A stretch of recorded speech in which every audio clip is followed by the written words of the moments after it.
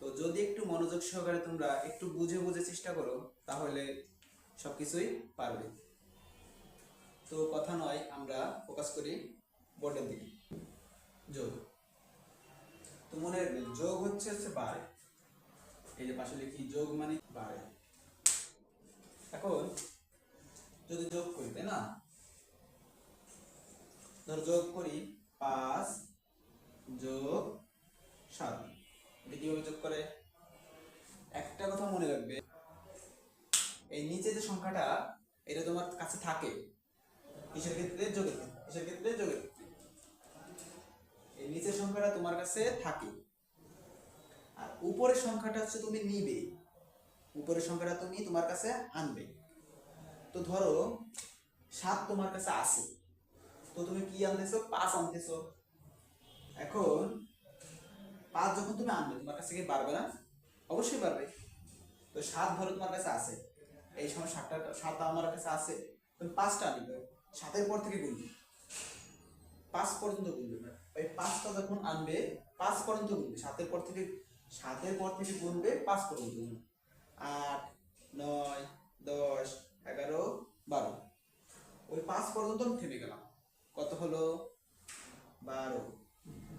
12 2, আর ওই দেখ না 1 কিন্তু এই পাশে আসে, যেখানে কি কোনো সংখ্যা আছে?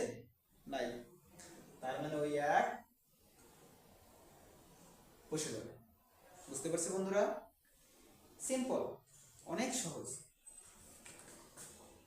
যদি আমরা আরেকটা করতে যাই, দেখো একটু পরে 2 সংখ্যার একটা করি। কয় সংখ্যার? 2 সংখ্যার। 22 যোগ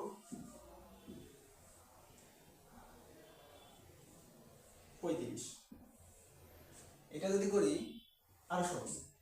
এই যে আমি বললাম, এই যে নিচে যেটা, এটা তোমার কাছে আছে, আর উপরেরটা তুমি তোমার কাছে আনবে।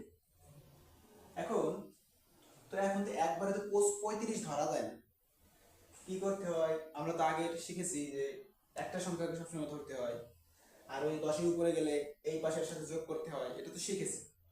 তো ধরো তোমার কাছে 5 আছে, কত আছে? 5। এখন তুমি এই 2 তোমার কাছে আনো, 5 6 7, কত হইল? 7। হাতে কিছু আছে? হাতে কিছুই নাই, কারণ 10-এর উপরে যায় নাই। তো ঠিক তেমনই এই 3 তোমার কাছে আছে, তাই তুমি 2 পর্যন্ত গোনো, 3-এর পর থেকে 2 বাড়াও, 2 কাছে আনো, 3 4 5, কত হইল? 5। হাতে কি কিছু আছে? নেই। তো এটাই হচ্ছে অ্যান্সার। অ্যান্সার কত হইল? 57। সিম্পল, খুব সহজ।